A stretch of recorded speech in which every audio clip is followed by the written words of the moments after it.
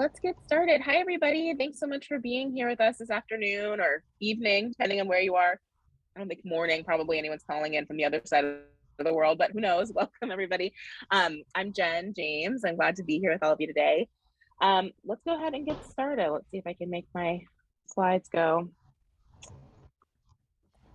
So this is the Wisdom Monthly Community Forum, and really our goal in these conversations is to think about issues of equity and justice, things that affect breast cancer, who gets it, what happens when people get it, how people are treated from it, how we can think about screening for it, to try to make sure we have better outcomes for everybody. And as I think something we sort of start off with all our discussions is that we know from the last several decades, increasingly in research, we know that breast cancer isn't just one disease. There's huge differences in outcomes because some cancers are really aggressive, some are not. Who gets what kind of cancers varies really widely. And we are trying to find better ways to understand that. And a big thing for a long time, a key thing that everyone thought about when they thought about their risk for breast cancer was family history. But we've learned more and more that's just one piece of the puzzle. There's people who might not have a family history who could be at high risk, and more we're learning about the role of genetics, which sometimes is really linked to your family history, sometimes isn't, in thinking about who gets cancer. So we've seen in the Wisdom study so far that actually most of the people finding out they have a genetic variant or a genetic mutation don't have a first-degree relative. They didn't have a mom or a sister, a parent, a sibling with who had breast cancer. So it's not just family history. So we want to sort of think about that and think about how we can think about cancer across different communities. So we're going to have an excellent discussion today. I'm so excited for our guests. I'll introduce them in just a moment. Maybe it's on my next slide. It is. So we're going to start off by hearing from Marion Harris, who we are lucky to have on our community leadership board. She's a practicing community health nurse, ministry leader, and health education professional. She's a convener of partners with health and social service agencies to develop, implement education programs, preventative screening, and resource referrals to promote healthy living and reduce health disparities. And she loves to make jellies and jams for relaxation, throw in fresh baked bread, and she's in a happy place, which I think sounds incredibly happy and delicious. And her house smells like her grandma's, which sounds just delightful. And I wish we were meeting at your house instead of virtually over Zoom. And we're also going to hear from Dr. Lisa Madlesnky. Dr. Madlesnky is a board-certified genetic counselor, providing cancer risk assessment and genetic counseling for patients and their families at UCSD. She helps people investigate their family health history, navigate the genetic testing process, and understand the medical or psychological implications of genetic diseases. She's the director of the Family Cancer Genetics Program at Moores Cancer Center at UC San Diego Health. And she's a mom of one, a proud Canuck, and an avid cross-stitcher. And she's a 5-time champ of bumper stumpers, which I don't know what that means, but hopefully we will learn more about when she shares with us. So excited to have them both with us today. And really we're going to have some presentation, some review of some information, but we really want this to be a conversation. So you can put questions in the chat. We'll be watching it. You can raise your hand. You can just pipe in if you have a question or a comment or something to add. And we are recording this so we can share it with others, and we're going to do a couple surveys and polls along the way to get some feedback, so watch out for those. We talked about sort of what we're talking about, and today sort of our goal with these great speakers we have is to talk about genetics, family history, breast cancer, how we're looking at those in the Wisdom study, but really what we all need to know and how we need to be thinking about these topics. So with that, we are actually going to start. I'm going to stop sharing so we can see each other instead of just the slides. Start with Marion Harris. And Marion, I'm hoping maybe we can start by having you tell us your story just for a couple minutes, how what you know about genetics sort of firsthand. And we'd love to start by hearing from you. Well, thank you for inviting me. Do you have an echo from me? I do in my room. You're good? Sounds great. Thank you. Yeah. Sounds great? Okay. My room's empty, so in here I hear this thing going on.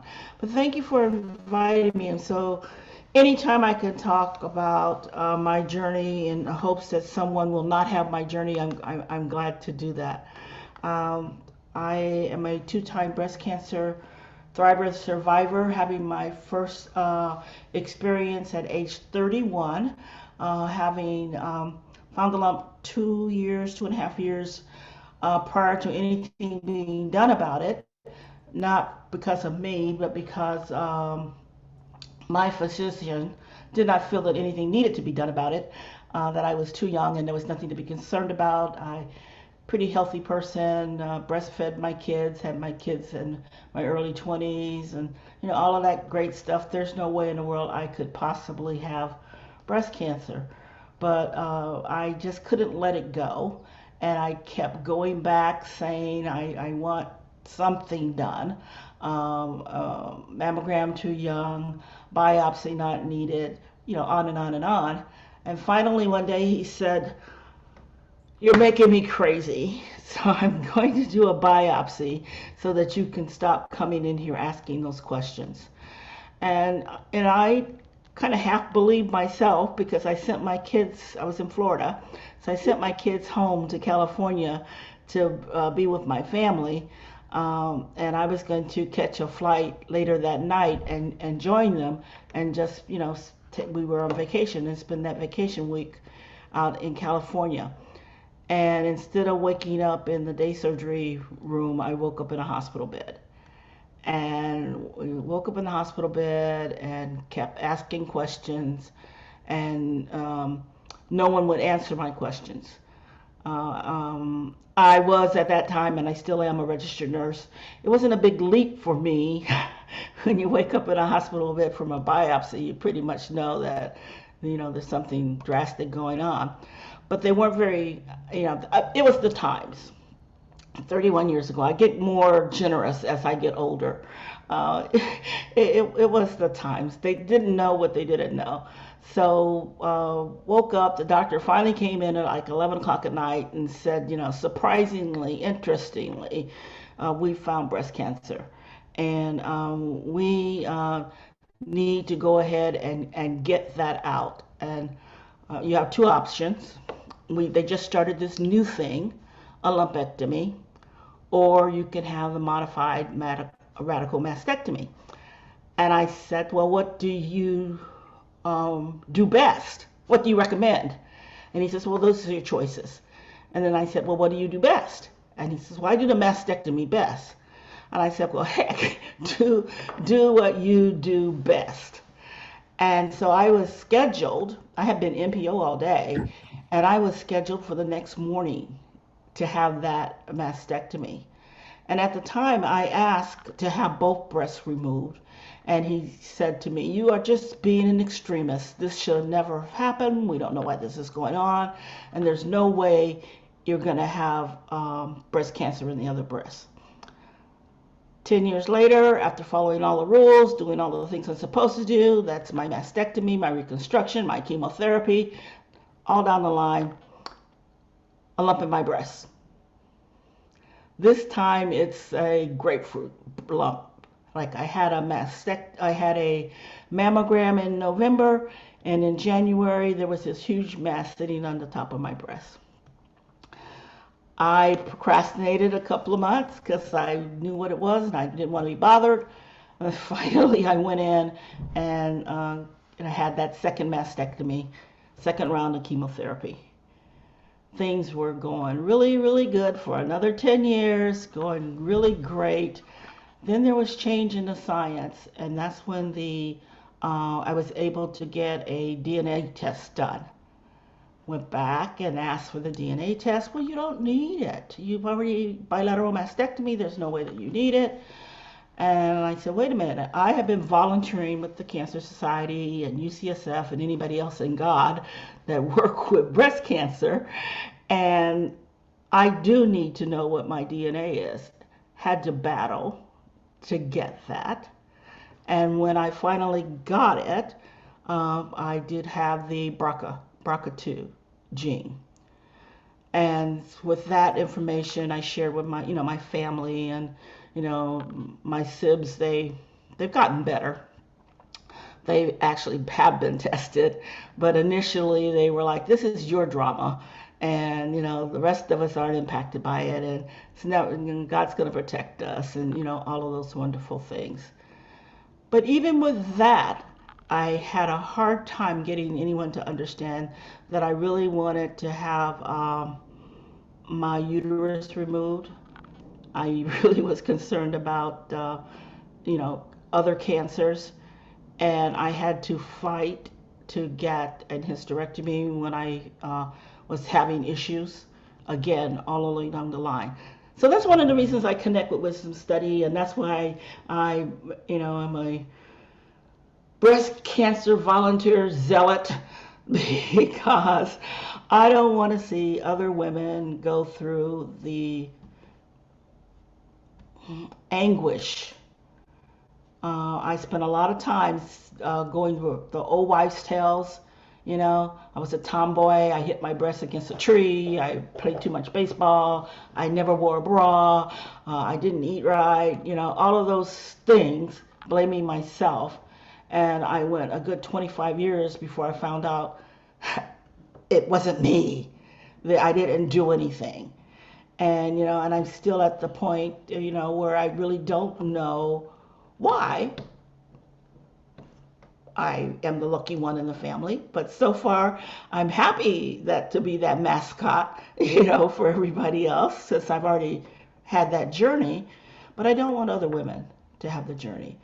And that's why I'm excited about the Wisdom Project, because I think what I fought for myself blindly, maybe because I'm a nurse or because I'm just a pushy girl, but I fought for myself to get what I needed. I would hope that when this study is over, that there'll be enough information that women will not have to fight that fight, and they will be able to participate in their own decision making with very willing clinicians who want to walk hand in hand with them and offer them options and opportunities. So that's why I'm here. Thank you so much for sharing, Marion. The amount of advocacy you had to do for yourself is just, you shouldn't have had to, but I'm so glad you did. And it's just remarkable. And the way that you continue to advocate for others is so inspiring. And I'm so grateful for you sharing your story with us. We're going to switch and have Lisa present for a few minutes, thinking about the other side, the what happens in the clinic side of genetic testing. And then we're going to have some conversation together collectively about what this all means and how we should think about it. So I'll share your slides, Lisa. Great. Thank you, Jen. And thank you, Marion, for sharing your story. So I'm going to talk a little bit about genetic testing in general and specifically in the wisdom study, because a lot of times women wonder, what is the genetic testing that's available through the study? Is it different than what you might get in a clinic from your physician or from a genetic counselor? And how did these genes become involved with breast cancer and also other cancers? So you can go ahead, Jen. Thank you. So everybody has about 20,000 different genes, and these genes come in pairs. So you may be familiar with, what is your blood type? That is controlled by one of these pairs of genes. All of the things about our bodies that make us us, it's like a little set of instructions that come from your parents. And so there's a lot of variability in these genes, right? We are not clones. Every person is completely unique. From a genetic point of view, the only exception to that is identical twins who came from the same original fertilized egg. So they have the same genetic material from mom and dad. And then at some point in development, that little embryo splits into two separate embryos and becomes identical twins. So they have the same genetic makeup, but otherwise everybody is a unique combination of genes and variations in genes that kind of set the little instruction manuals for how do we digest food? How do our bones grow? Do we have curly hair or straight hair? What is our blood type? All of these things are genetic traits. Go ahead, Jen. Thank you. And so when we look at this variation from person to person, there are millions of tiny little variants, tiny little changes in our DNA. And one way to think about it is if you think about our genes as these little instruction manuals, the variants are kind of different, unique ways of spelling those words in the instruction manuals. Most of these variants have absolutely no impact on our health. You can, spell these genes in a variety of different ways, and it doesn't cause any major medical problem or any major health risk. If there is a variation in a gene that actually does make that gene not work properly anymore, we call that a mutation. And the ones we're going to be focusing on today are mutations in genes that can increase the risk of developing certain types of cancer. A way I think about this, using the analogy of if each of the genes is a little instruction manual for something in the body. If you were reading through a book and there were a couple of letters here and there that made a word be spelt differently. I'm Canadian, so the word gray is the example I always use, Grey and Gray. I don't even know which is the Canadian way and which is the American way because I've been here so long now. And the point is, it doesn't matter. You wouldn't throw the book away and say, they spelt gray wrong. I'm not reading this book. You would just go, oh, they spelt it the other way. Isn't that nice? But if you were reading a book and all of a sudden halfway through, it was blank pages, you'd be like, something's wrong with this book. I can't read the instructions. I can't read the story. It's not working properly. That's something that is more likely to be a mutation, more so than, a little variation sprinkled throughout the genes. Okay, next, Jen, thank you. So when we think about different genes and what we see in family histories, sometimes there's a very strong family history of certain cancers. Sometimes it's a milder family history, and sometimes there's no family history at all. And so this is sort of a really traditional way about thinking of genetic risk for breast cancer in families. The vast majority of breast cancers that occur are what we call sporadic, meaning these are changes that happened in the cells in the breast due to the aging process, due to exposures, due to risk factors, accumulated damage over time. Most cancers are not related to one specific gene. There's about a quarter of cancers that we kind of label as familial, meaning maybe there is a relative in the family that had breast cancer. It's not a strong family history, but maybe there's some there. And maybe these are families where there's some shared genetics, but also some shared exposures, environmental exposures or lifestyle things. And then there's maybe 5% of all breast cancers that are truly hereditary, very much like what Marion described. These are the folks who have a mutation in one of the BRCA genes, BRCA1 or BRCA2, or a similar gene that's related. And we know that in those 5% or so of breast cancer patients, if we do really extensive testing, we'll find a mutation about 5% of the time that explains how that breast cancer came to be. And these are often, but not always, these are often the families where you hear someone say, oh, I'm just waiting for it to happen. Every woman in every generation in my family has had breast cancer. It's only a matter of time. There must be something genetic going on. That's the type of pattern we see in the hereditary families. Go ahead, Jen. Thank you.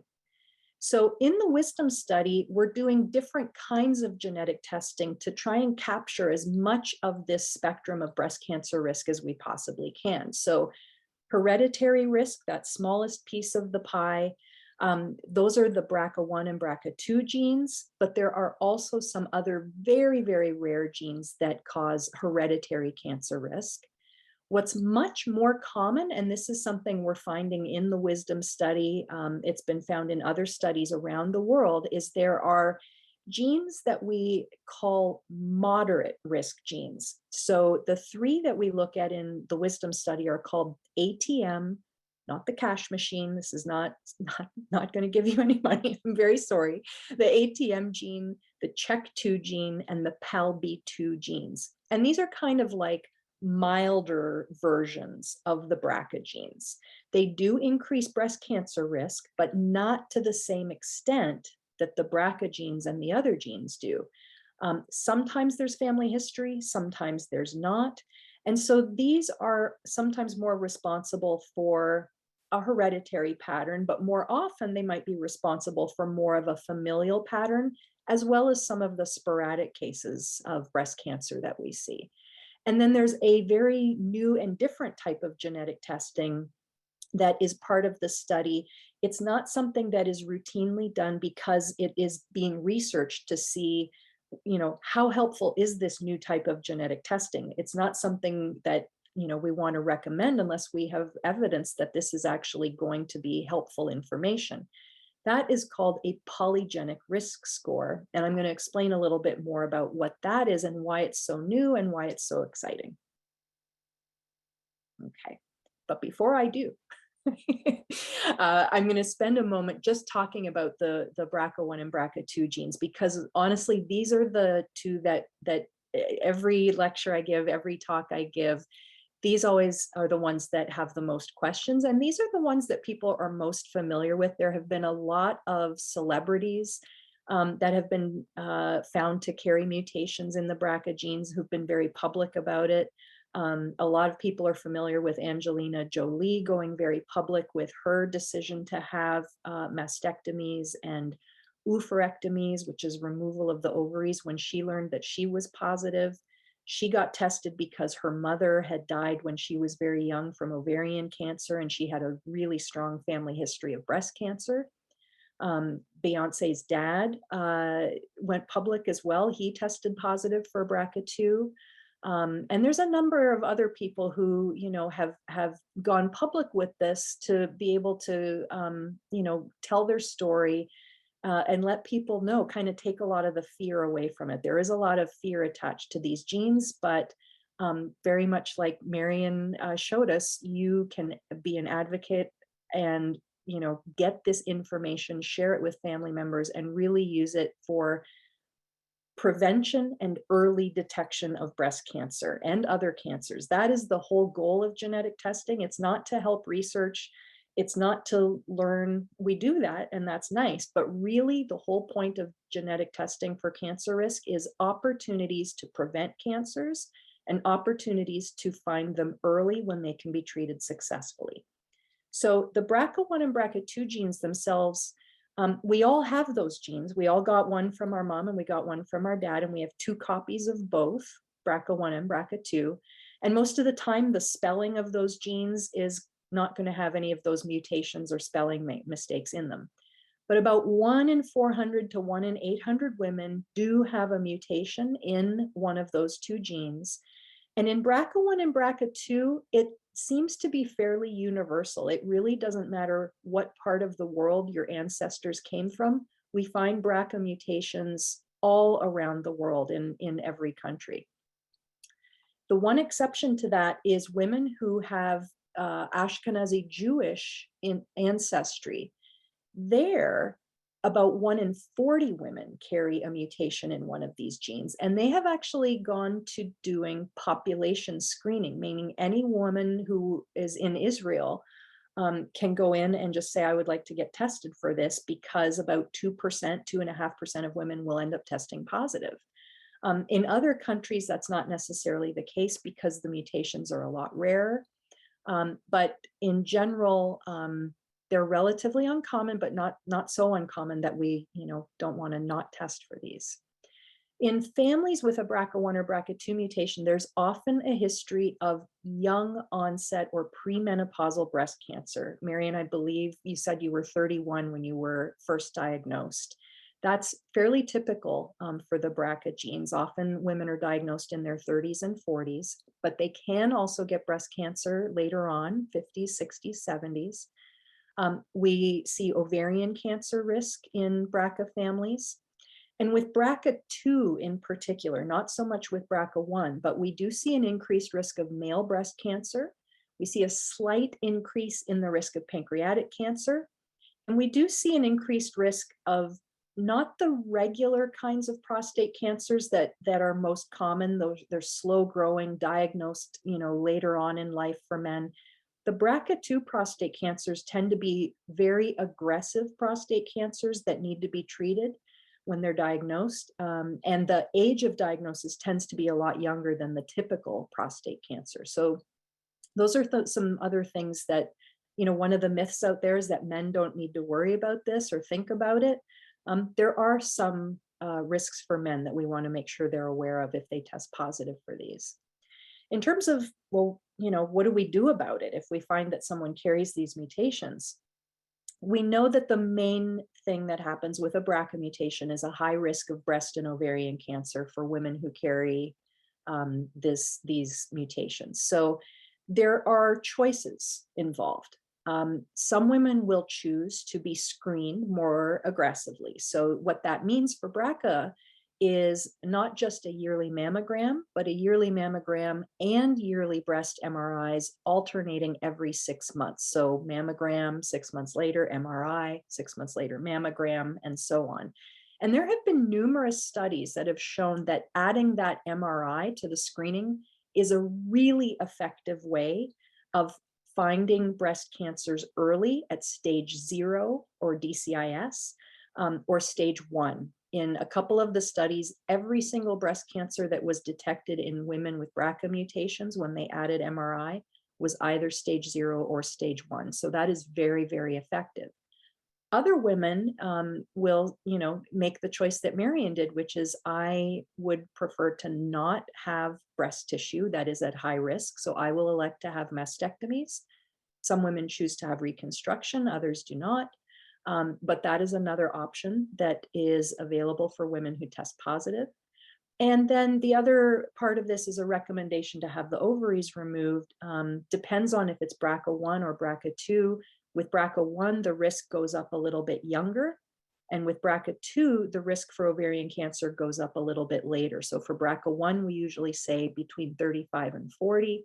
For BRCA2, at about age 45 is the age to have ovaries removed. We really don't want to recommend taking the ovaries out of young women and putting them into immediate menopause when they wake up from surgery. But unfortunately, there is no effective way to screen for ovarian cancer and find that cancer early. Very different from what we have available in breast cancer, where we really do have ways to catch that cancer early. So the point here is that if you test positive, there are a lot of things to think about. There are healthcare professionals out there to kind of talk through all the options with you. And there's not one set rule that is the perfect option for everybody. These are very personal decisions. And some choices might be more or less a better fit for everybody, depending on their personal choices. All right, next. The other genes that we test for in the Wisdom study and that are on most commercially available genetic tests, the 4 at the top here called TP53, P10, STK11, and CDH1. These are all extremely rare to have a mutation in any of these genes. If you have a mutation in one of these 4 genes, it causes for most people an inherited genetic syndrome that goes beyond breast cancer risk. So for example, people with a mutation in the STK11 gene have something called Putz-Jaeger's syndrome. Normally they know that they have that diagnosis when they're a child or in their teenage years because they get these giant polyps forming in their colon and their small bowel that are a really unique type of polyp. It's not the regular colon, thick polyp that gets found on a colonoscopy. CDH1 is primarily a stomach cancer gene more so than a breast cancer gene. So those are very, very rare. And, we just have not found many people that carry these genes, but we didn't know what we'd find until we went looking. What is turning out to be really much, much more common are these moderate risk genes. So ATM, PALB2, and CHEK2. About 1 in 100 women will carry a mutation in one of these genes. And for these particular genes, most of the time we do recommend that they add MRI of the breasts onto mammogram for their annual screening. So same thing, alternating mammogram and MRI. Most of the time, the risks here are not in the really high level where we kind of say, you know what, mastectomies are an option for you for risk reduction.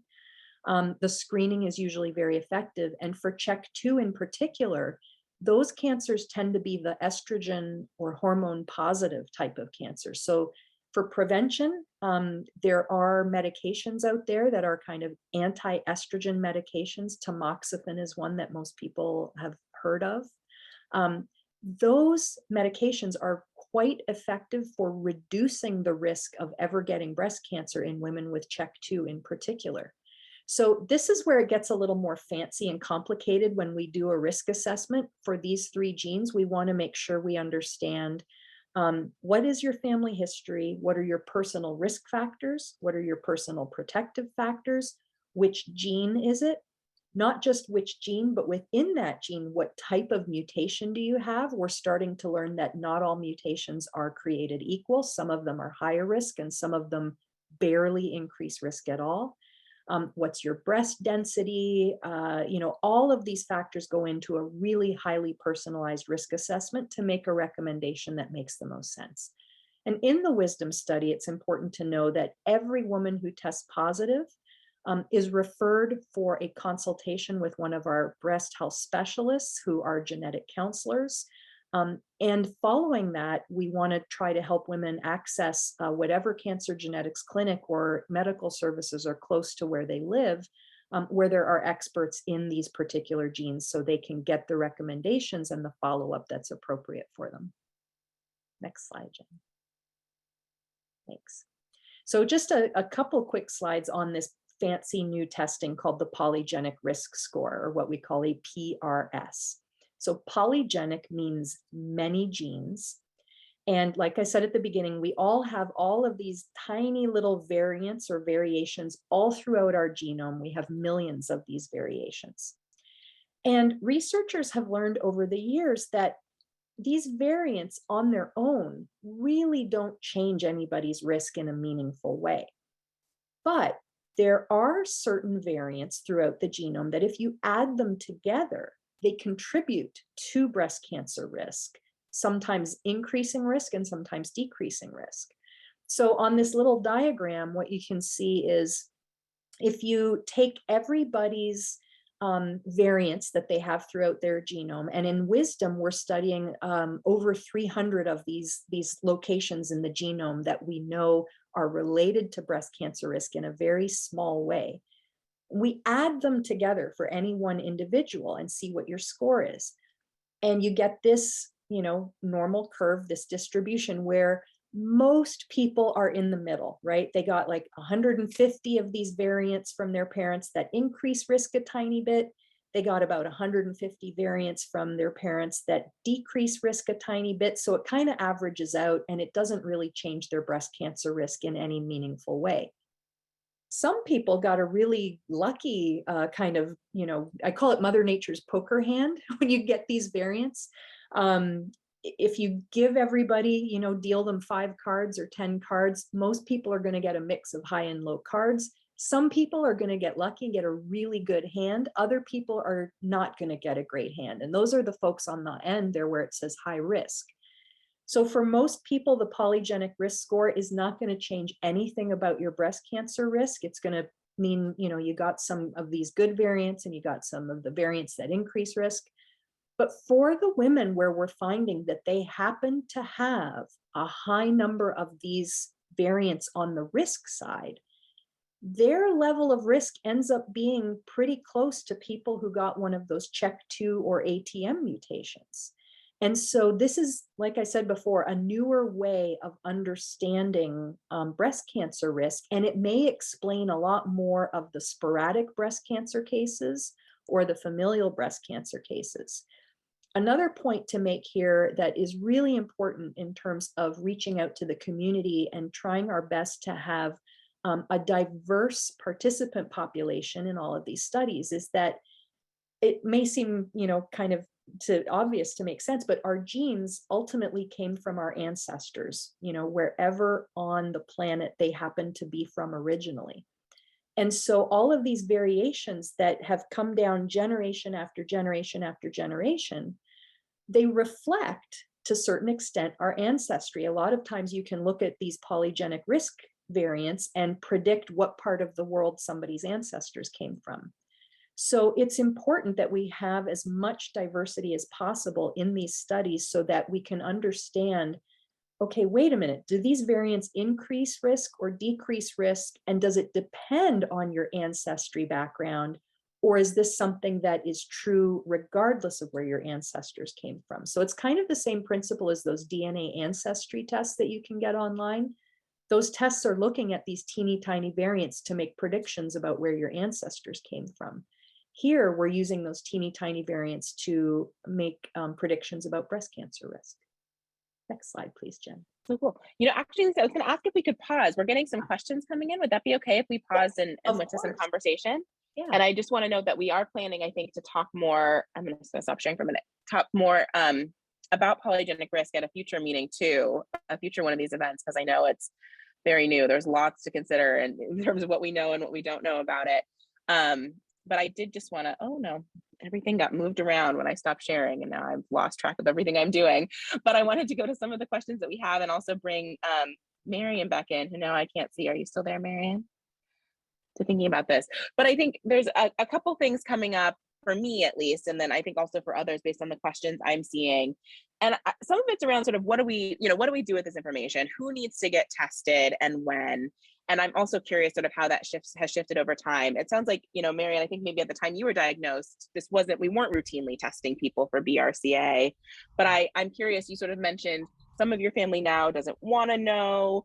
And I think thinking about who should get tested, is it if you have breast cancer, if you think you might have breast cancer someday, if you know someone who has it, how should we sort of think about who should be tested and when and why, and how do you both approach those questions when people ask you? Yeah. Well, my family's pretty diverse. I actually have siblings that are full siblings, same mother and father, and some that are my father's kids, and others that are just my mom's kids. And so it's been interesting trying to coach them up on who should be going where. But this has been a 35-year journey for me. And so when I started out, there was no genetic testings for African Americans. And they were, mammograms, again, weren't being done for young women. And so it was more of a wait and see thing. And then as with not only the science, but with my family, members were estranged, and I didn't know if anybody before me had breast cancer. So filling out that form for genetic testing was hard because I didn't have any family history. And down the line, I did get some family history, and it turns out that my father's sisters, he had 3 sisters, all 3 of them had breast cancer before they were 40, and all 3 of them had mastectomies. And graciously, all 3 of them live long lives. So, who knows? Guess what? So, we kind of think that that's where I got into that pie, was in my father's side of the family, because my sibs on my mother's side of the family, no, there's no history there, and there's no problem with the siblings there. So I don't know.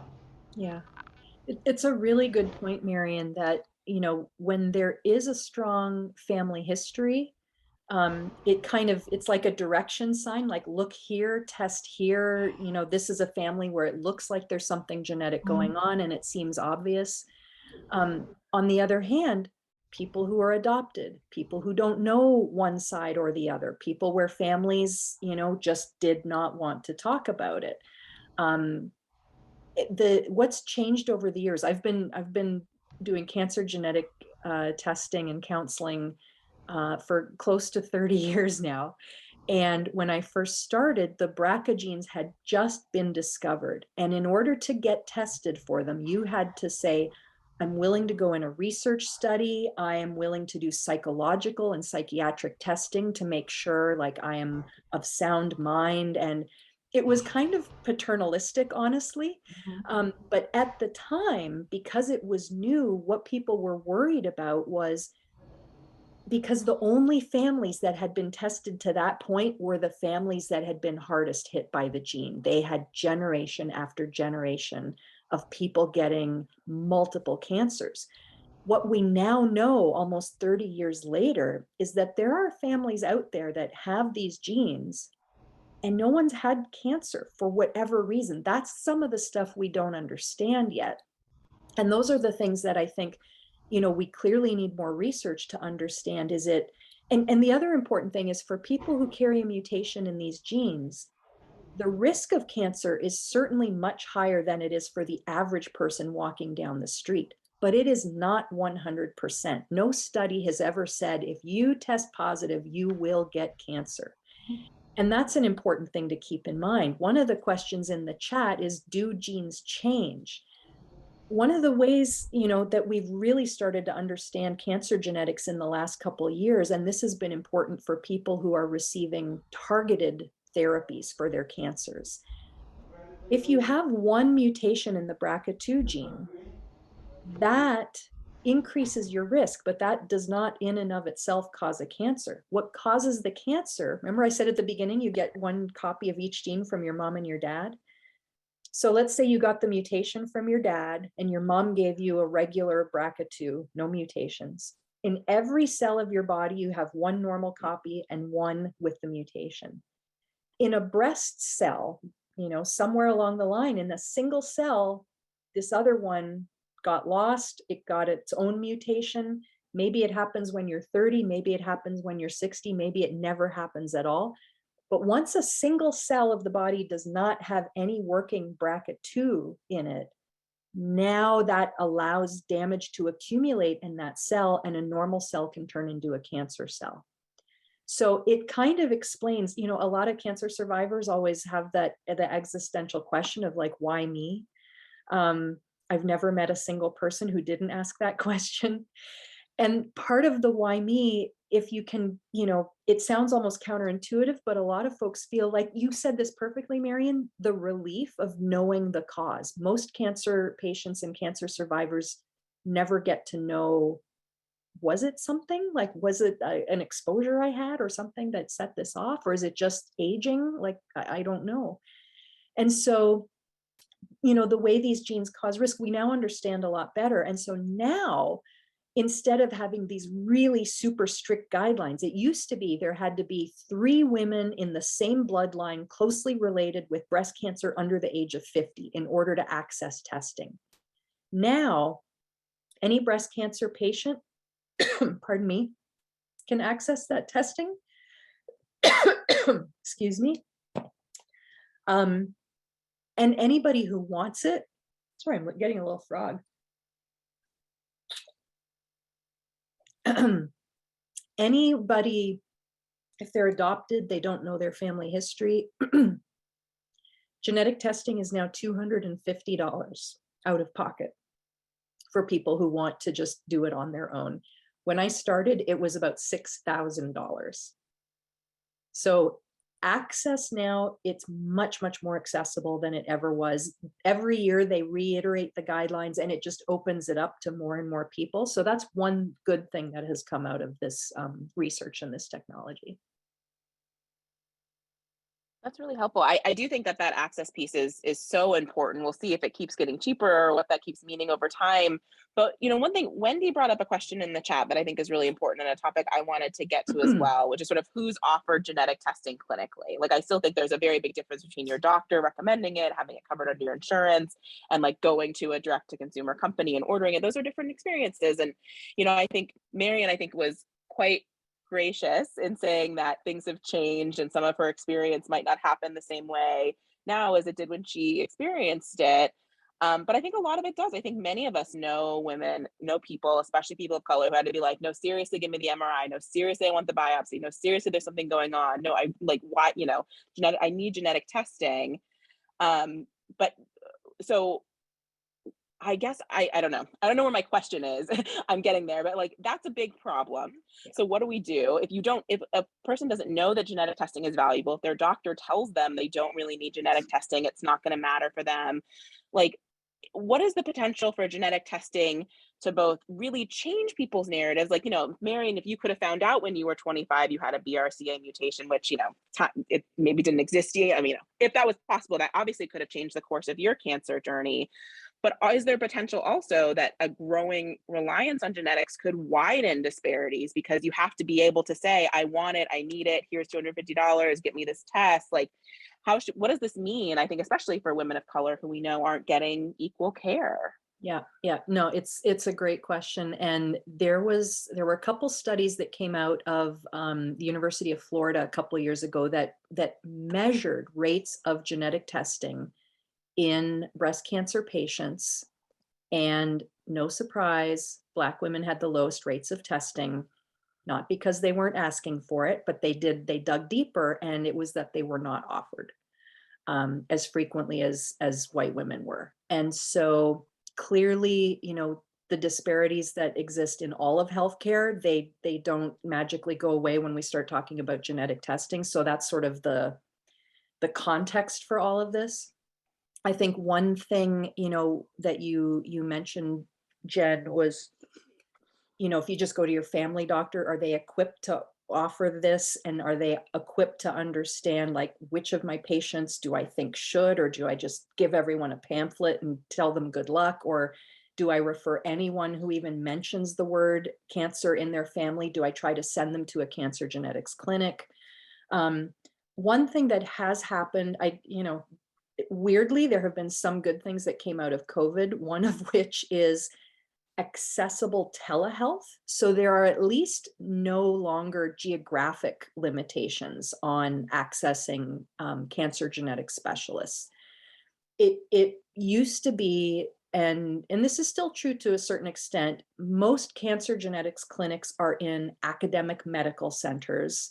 So they're going to be, in the parts of town where the universities are, where the hospital medical centers are. And even just like, getting transportation, can be challenging. Getting access, having the right insurance can be a challenge. One thing that came from COVID is when we all had to start going to telehealth, all of a sudden I could see patients from anywhere in the state of California. It didn't matter if they lived near an academic medical center or not. So one thing that has become more accessible is being able to meet with a genetics expert, a genetic counselor, ideally, but a lot of nurses have training in cancer genetics. A lot of women's health doctors have training in genetic testing now. So it's also kind of become more available to different types of healthcare providers. It is still a problem, though, especially with primary care doctors who have to try to manage everything under the sun, to try to stay on top of this area, because it's changing so fast and the labs are changing. You can order it yourself. You can have an expert order it. You can have your family doctor order it. Well, which is the best? Is my insurance going to cover it? There's always a lot of questions. So generally, the best route to go is just to say, hey, doc, can you refer me to cancer genetics so I can have someone evaluate my family history, evaluate my personal risk factors, get a breast cancer risk assessment, and see, go over what my options are for genetic testing. And then I can understand, will insurance cover it? Am I going to pay out of pocket? What do I do with the information? What do I do if it comes back with nothing? That's what our consults are. They cover all of those questions. In the context of the wisdom study, people who are in the arm that does the genetic testing, they have the option to consult with a breast health specialist about their results and talk through all of these risk assessment issues as well. So yeah, I would say a lot of the disparities are systemic, not different than any other issue in healthcare, unfortunately. But family doctors in particular have a tough time keeping up with this really kind of cutting edge stuff. Marion, you want to jump in? Yeah, I put my hand up because I know I'm an anomaly. I know that I was just graced with the ability to advocate for myself. But I had a false sense of security because I've always had health care. I've always had good insurance. I was a government employee for some 15 years. I had good health care. And I was in a system For a while, I was in Palo Alto Medical Foundation, and then I was in Kaiser. So I, being a nurse, knew that my records were there, and my primary care could always see my history and know what to follow up on for me. That never happened. Everything related to me and cancer is Marion driven. And that's scary for me, for the rest of the population, and particularly minorities. I mean, I'm an anomaly. I study a lot. I attend these forums. I participate in research. I'm a zealot with this. The normal people in the world are not, but they have this false sense of security, particularly if you're insured. You're a professional, or you're a person with a job that has always given you insurance in a closed system like a Kaiser or a Sutter. You're not worried about things slipping through the cracks, because you're told to come in and get your annual physical and to get your annual blood work and the da da da da da da da. And you assume that those systems connect the dots. And I am a witness. The systems do not connect the dots.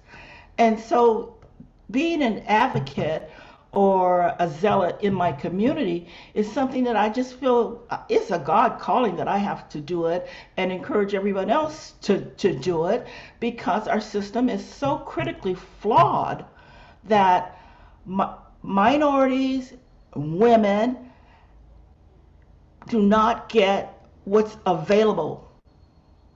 We just don't get what's available. Access to healthcare isn't true access, even when you're insured, even when you're educated. and that's, can I say criminal? It's just sad. It's really sad, because lives are just, yeah, men too, but it's just sad to see. And I'm a mother of sons, and they think I'm nuts because I'm saying you need to check your breast, and I'm saying you people need. My youngest son, every time he comes to visit me, he runs into the house to the bathroom. And just yesterday I said to him, when did you have your last PSA done? And he said, why do you ask me these questions? I said, because every time you come to visit me, you're bolting to the bathroom. When did you have your last PSA? Oh, it's been about 3 years. The last time you did it, the last time you had it at church. The importance of these things aren't top level. I mean, I know what he's doing. He's busy being a father of a 2-year-old, and he's so happy to have that. Thinking about prostate cancer and breast health is not on his agenda. And that's how it is in life. But to, I don't know, get the information out there, keep hammering it home to people, have studies like this, have zealots in our community. I don't know. And I need to be quiet. You do not need to be quiet at all. I'm so glad. No, but something I just wanted to lift up is, I think this false sense of security that folks have, I think that's so important. Like, I think we've made this story too much about, do you have health insurance or not? And I want to connect it to some of what Kim put in the chat. Kim Rhodes put in some great resources. Like, it's not that people can't get to academic medical centers. They don't go for really complex reasons that we need to understand better, first of all, and we need to try to rectify, second of all. But also, like, we have unequal access to care. Like, anyone should be able to go to their doctor and get guideline concordant care, get the latest science, have access. And that's not the reality we live in. What do we do about that? And I'm just, my dad was diagnosed with prostate cancer a few years ago and had to do the same thing Marion did, with fighting to get an MRI, fighting to get it taken seriously, et cetera. And then I was like, okay, you're coming to UC for a second opinion. And his doctor was like, why would you do that? They're just going to do genetic testing, and that's pointless because you don't have any sons, which is just like, I mean, that's, 3 years ago, and it's just, it's different care and different options available different places is such an issue that we need to solve. Leandria, I want to go to you. I see your hand up. Okay. Hi, everyone. My name is Leandria. I'm a clinical research coordinator at UAB. And I kind of noticed as well, Ms. Kim, you're bringing in a lot of good points when it comes to like different communities, especially minority communities. But with me being in Alabama, and I know just everyone everywhere as well, I'm just dealing with the education of genetic testing. I'm in Alabama, Henrietta Alexis from Tuskegee. A lot of those things are very hard and ingrained. So how do we go about educating? I would like to get the opinion of like the genetic counselor as well as like other people who've been through it. Like, how do we go about explaining the importance of genetic testing?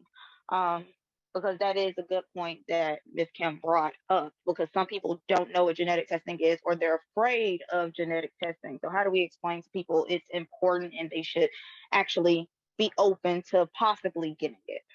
Yeah, it's a great question. And I think something that can be really effective, I can spout statistics and numbers and things like that all day long. It's often storytelling, someone like Marion who's willing to share her story, other people who are willing to share their stories and say, look, this is information that can be empowering. It can be scary, but let's learn a little bit about it. And then folks can kind of decide, okay, is this information I want? The other really powerful tool is that this is not an individual issue. This is a family issue, right? Genes come from your parents and they get passed on to your children. And so the number of women I've had who've come to clinic and have kind of said, look, I'll get tested. I will do anything. I'll go through whatever, but I need to know if my kids are going to be okay. That's priority one. And so the idea of having it be something that's not about the researchers at the clinics, it's not about the doctors, it's, really it's information that when it's used in the best way possible can reduce the number of cancers that happen in a family, or make it so that those cancers that do happen are survivable and treatable. Those are the key points. And so telling stories, I find, is an effective thing. The other thing that the genetics workforce is doing, along with a lot of other medical specialties, is working really hard to have a more diverse representation in our training programs. Genetic counseling historically is like 95% young white women. It's kind of like nursing was back in the day, with the exceptions of folks like Marion, but it's not a diverse specialty. And so we're working really hard to bring more women of color, men, and there's hardly any men genetic counselors, but to really diversify the profession so that those voices are more representative of the community and are more likely to be trusted. But I think it's a great question and a really important one. I want to acknowledge too, I know Kim has her hand up, and I want to say my bias with the transportation issue, that's a San Diego bias, where our medical center is in La Jolla, and most of our underserved patients are nowhere near La Jolla. And so for our clinic anyway, transportation is a major issue, but I absolutely appreciate that is not the case in all places and throughout the country. So thank you very much for your comment and your question. We're out of time. I'm happy to keep the conversation going for a few more minutes if folks are able to stay on, but I did just want to do a couple points of business and then we'll go back to the folks in line with their hand up. So I just wanted to note, we have a poll that I think can launch with just some potential next future topics. So if that launches, then great. If it doesn't, then I don't think I'm in charge of that. So maybe it'll launch, maybe it won't. And then, oh no, I did something weird. And then I just wanted to note that our next meeting, oh, here's the poll, great. Our next meeting, we're usually the 4th or the last Monday of the month, but it's going to be Memorial Day, so we're going to be a week early. So I just wanted to make sure folks know who want to join us next time, that May 23rd will be the date, and Allison put the evaluation link in the chat, so we'd love to have you fill that out. I'm going to stop sharing, and then Kim, if you want to jump in, and if folks can stay on for a few more minutes to continue, that's great. Great meeting, you guys, and this was a really important session. And I did want to just highlight that, you know, a lot of the problems that we're sort of pointing out of how people can or cannot access care in the places where they are really is a remnant of segregation, of not just where you can live, but who can train in which medical centers, and then who can practice, and then therefore which patients can be seen, which has resulted in the referral networks that I think we see now that give us, and I never published this, but the California hospitals are very segregated. And so the other thing I want to point out is that 80% of cancer care happens outside of academic institutions and outside of cancer centers. So that's 80%. And so that just kind of goes toward having to sort of really uplift the messaging around advocacy and how important that is. And then for Lisa, I just wanted to say to you that analysis was all cancer centers in California, including UCSD. And I did grow up in San Diego, so I know the lay of the land very well. But the point is that if you look at the distribution of where people live, racial and ethnic minorities live closer to cancer centers than Caucasian people on the whole as population. And nonetheless, it's not the travel distance that actually matters, because sometimes racial and ethnic minorities are driving past the NCI center. So it's really about, is there a reason for me to go to your center? Do I have a history? Do I have a relationship? Which gets back to your recommendation about effectively having credible messengers telling stories. And in order for that to really get pushed out and disseminated, it means that we as academic institutions need to begin to, in the way that I think this forum is doing, try to have a relationship with those communities on an ongoing basis, not just around a study or around a particular cancer, but, you know, because then you become the institution to reach to, because I come to your forum all of the time. And we are seeing this, you know, coming out of the pandemic, interfacing with so many different communities, now getting a lot of direct requests of, can I come to UCSF, for people who would never have come here or thought about coming here before.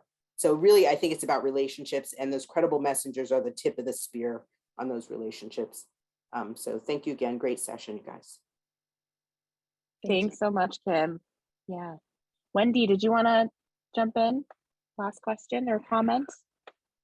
Yes, I just wanted to actually piggyback a little bit off of what Kim was saying. I actually have I'm one of the co-founders of a health and resource fair that we actually service the San Diego underserved community.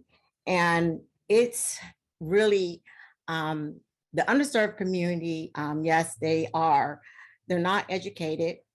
That's one of my jobs that I do, is educating them on the importance of breast cancer, early detection, offering the free mammograms and the free breast exams, but also letting them know about the genetic testing. Most of them don't, but I advocate.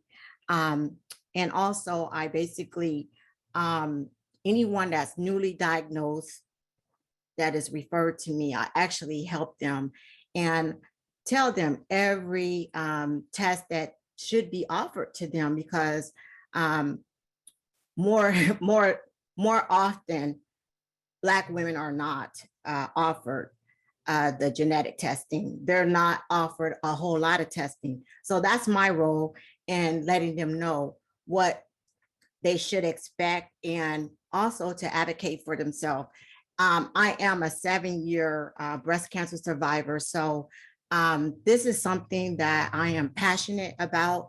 I eat and sleep and breathe this because this is affecting Black women. Our mortality rate is just so high. So I knew once I survived breast cancer, I wanted to be that person in the community, working with our underserved women, but more importantly, is getting the quality health care that our white counterparts get. We want the same type of access and care, and most of them don't get it. And this is one of the reasons why me and my partner created the Health and Resource Fair, so that we can actually provide the service to them in their community where they're more comfortable. And that's it. Thank you, guys. This is my first time. This is my first time attending, and I'm so happy to be here, and look forward to joining you all for the future. Thanks so much for being here. We'll definitely be in touch and see if there's ways that we can help support your efforts and be in conversation. And oh yeah, here's our poll results. So lots of interest in these topics. So we are continuing, if let us know if there's things that weren't on this list that you want to hear about. We're excited to have these conversations. They're always so rich. And so we will see you all next month. Thank you so much to Lisa and to Marion for sharing with us, for learning with us today. It's such a pleasure. And yeah, if you're able to fill out the evaluation, let us know what we can do, what you want to hear about. That's great. And we'll see you all soon. Thank you so much.